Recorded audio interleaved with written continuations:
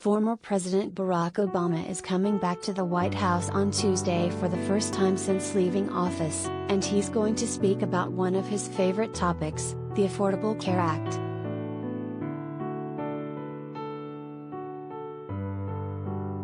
The White House hasn't released details of exactly what will happen or when, describing the event merely as an effort to celebrate the 2010 healthcare law that Obama signed and that Joe Biden, who was then the vice president, memorably called a big fucking deal.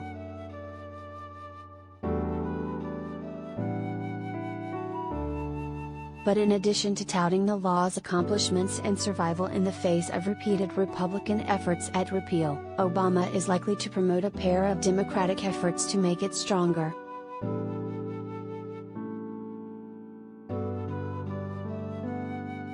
One of these Democratic efforts is legislative. Biden and Democratic leaders want to extend a temporary boost in the financial assistance available to people buying private insurance through the law's online marketplaces, including healthcare.gov.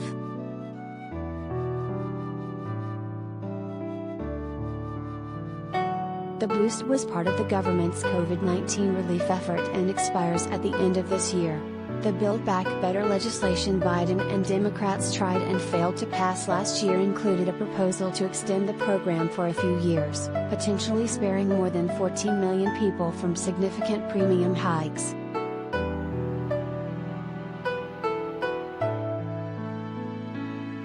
That bill died because of a series of objections by Senator Joe Manchin, D.W. Virginia. Biden and party leaders are now working on a narrower bill they hope will get his support. They want some version of the ACA proposal to be in that package.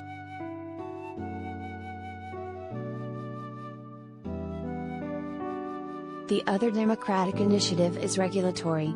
Biden has promised to use his executive authority to rewrite some of the Affordable Care Act's rules, including one that has left a group of low-income families unable to get subsidies for private insurance.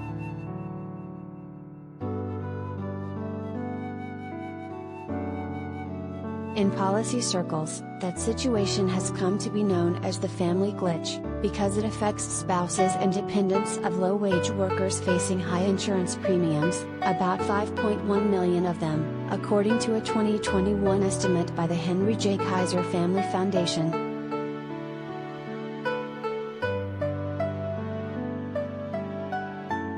A proposed rule change to address the family glitch, at least partly, recently finished the formal review process at the Office of Management and Budget.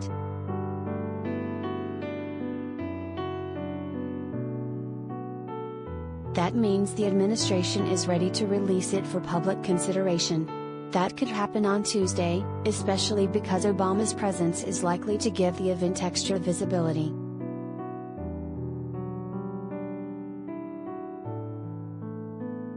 There's a lot at stake in the new ACA fight.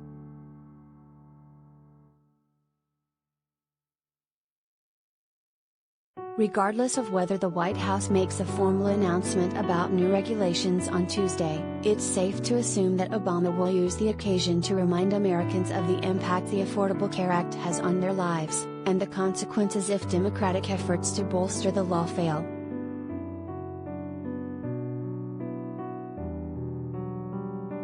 Those consequences would be significant, especially if Democrats can't find a way to pass that legislation extending the temporary assistance.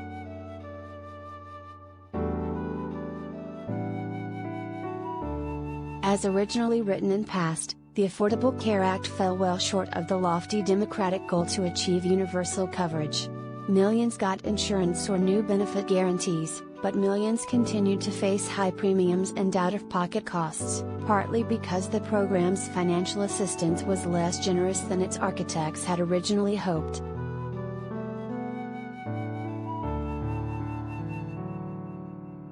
The American Rescue Plan mitigated that problem, by making extra assistance available. Premiums for people buying coverage through the law's online marketplaces fell by hundreds, sometimes thousands, of dollars a year.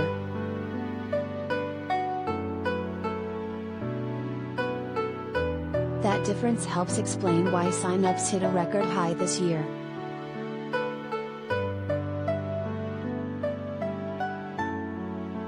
The impetus for the extra money was the pandemic and need to guarantee access to medical care during a public health emergency. But shoring up the Affordable Care Act, by bumping up the financial assistance, had been on the Democratic Party's agenda for many years.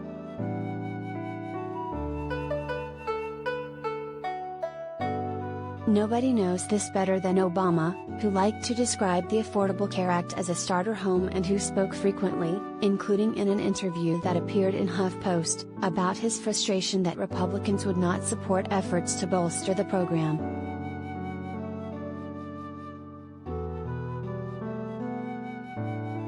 Republicans wouldn't support those efforts because they wanted to get rid of the law known as Obamacare, not help it to survive.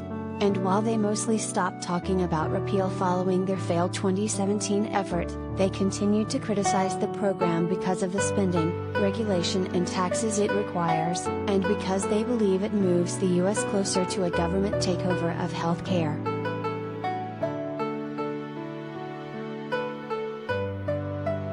Just 2 weeks ago, a group of Senate Republicans announced they were opposed to any extension of the temporary subsidy boost for precisely those reasons.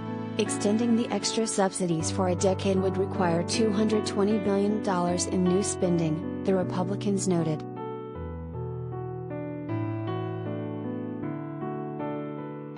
Democrats have proposed to offset their new spending through a combination of new taxes on the wealthy and savings in other programs, much of them coming from new regulations that would lower the price of prescription drugs.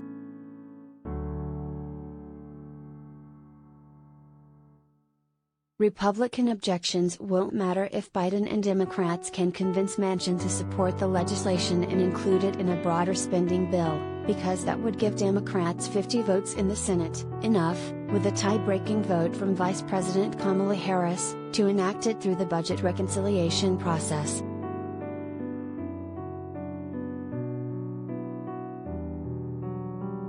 Getting Manchin's vote remains iffy at this point, given a series of objections he's made to the larger Democratic spending initiative and some of its other components. But the Affordable Care Act provisions don't appear to be a major sticking point for him.